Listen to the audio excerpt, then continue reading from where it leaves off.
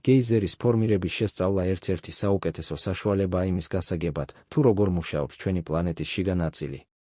გეიზერი გვაჩვენებს, რომ მიწის ქვეშეთში არსებული სითბო, წყალი და ქანების სტრუქტურა ერთმანეთთან საოცრად ზუსტ ურთიერთქმედებაშია. გეიზერის დასაწყისი ყოველთვის იწყება სითბოთი. ეს სითბო მოდის მაგმური სისტემიდან, რომელიც ზედაპირის ქვემოთ რამდენიმე კილომეტრის სიღრმეშია. მაგმა უზომოდ მაღალ ტემპერატურას ინახავს და თანდათან ათბობს მის გარშემო არსებულ წყალს.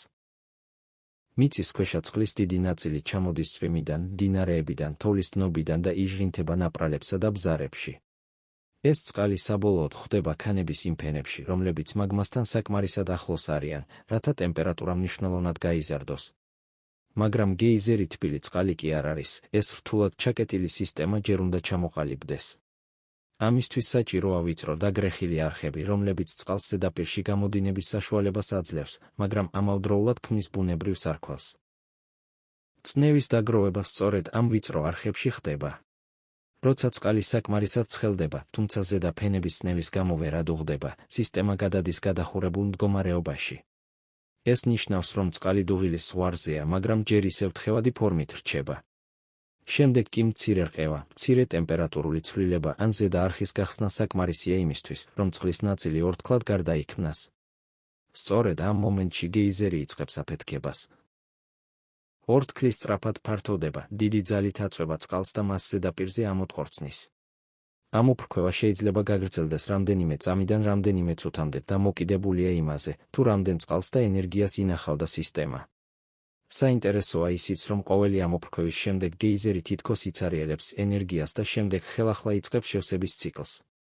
ამიტომაა, რომ ზოგი გეიზერი წუთებში ფეთქდება, ზოგი კი საათებს ან დღეებს ელოდება.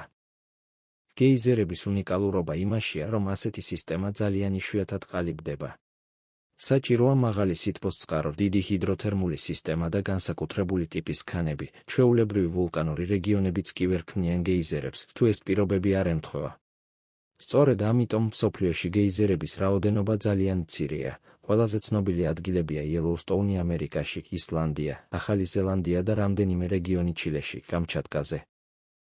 გეიზერები არა მხოლოდ ვიზუალურად შთამბეჭდავი მოვლენებია, არამედ მეცნიერებისთვისაც ფასდაუდებელია. ისინი გვაჩვენებენ პლანეტის სითბოს გადაცემის პროცესს და იმ ენერგიას, რომელიც დედამიწის ქერქის ქვეშ მუდმივად მუშაობს. მათი შესწავლა გვაწვდის ინფორმაციას ვულკანურ აქტივობაზე, მიწის ქვეშა წყლის ციკლზე და იმ ძალებზე, რომლებიც ჩვენს პლანეტას აქტიურ და ცოცხალ სახეს აძლევს. გამოიწერეთ გეოკორი, გააზიარეთ და დაალაიქეთ, რათა ბევრმა ნახოს ჩვენი არხი და გავიგოთ მეტი გეოლოგიაზე. შეგიძლიათ დასვათ კითხვები კომენტარებში ან გამოხატოთ თქვენი აზრი.